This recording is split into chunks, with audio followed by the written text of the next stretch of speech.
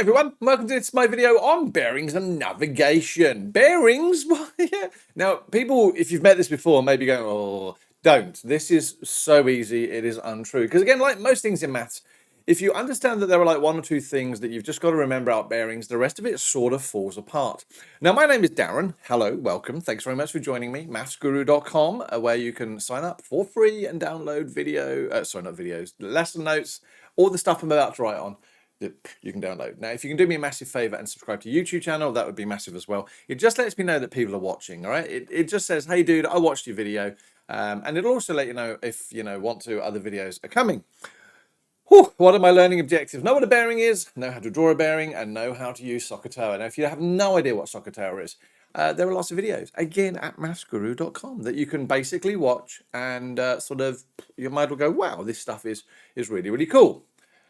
Right, recap of past learning. Everything that I'm about to talk about or have been talking about has everything to do with SOHCAHTOA. All right, so trigonometry is SOHCAHTOA. Why do we want SOHCAHTOA? Because those 9 letters there help me create those 3 formulas there. That the sine of an angle is the opposite side length divided by the hypotenuse. The cosine of the angle is the adjacent over the hypotenuse, and the tan of an angle is the opposite over the adjacent. Nearly got that wrong. All right, and again, how do we label our sides? Well, it's got everything to do with, well, the longest side length is my hypotenuse, and an angle there which is looking at my opposite side.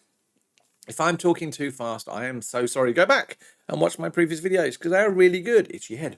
Right, let's go. What is a bearing? Bearings are really, really important when you are a ship. Now, admittedly, you're not going to be a ship, but you never know. One day you might be captaining a cruise ship, and it'd be really important to know what a bearing is. Yeah, we don't really use them all that much in day-to-day life, all right? Unless you go orienteering, which I loved, by the way. Got very lost one night, had to be rescued. Whole new discussion. I was 11, all right? They let us loose in a forest. Got very lost. It's fine. But a bearing basically is a way of describing part of a journey. It could be all of a journey where you basically say, I'm going to head in a particular direction and I'm going to walk in that one direction in a straight line for a particular length. Okay? Now, bearings can theoretically be measured from anywhere, but we're only going to be interested today in what we call true bearings, which is very different from lying bearings. I know, go figure. A true bearing is always measured from north. Okay, now what that means is you are going to turn north. You are always going to start by looking north, and then you are going to turn, believe it or not, nice and easily in a clockwise direction, which for those of you who can read an analog clock is awesome. Those of you who've always had, your digital clock, why? Learn to tell the time.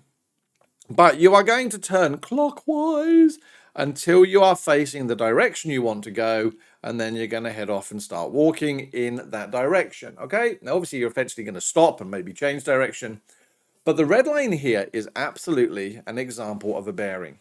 Now, the reason we draw this on here is really just to start visualizing what we're talking about, right? You're starting from north, you are going to turn through east, and in this situation, through south, and then keep turning until you are 25 degrees from that west line there. Now, to be honest with you, we never ever describe that. 25 degrees is useful for one thing and one thing only, and that's to help us write what a bearing is. Now, there are 3 things to remember about a bearing, and that's it, just 3. Put it in your summary book if you're in Australia, remember it if you're elsewhere. Bearings always, always, always have 3 digits. So rather than saying 7 degrees, you would say a bearing of 007, true, all right? My name's Bond, James Bond, all right? You've got no idea what I'm talking about again. All right, 007, we would never say 7 degrees, we would go 007, true north. Yes, they always, always, always, always, always start from north. So it doesn't matter where you're facing, you turn back to the north line, and you start again. And they always move in an anti-clockwise direction. All right, so if we were to try and find out the bearing of that line now, what we were saying is I'm starting here, which is 0. We always say that that is 0 degrees.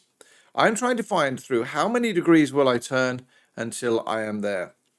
Well, if you know anything about, right angles, it turns out that's a right angle.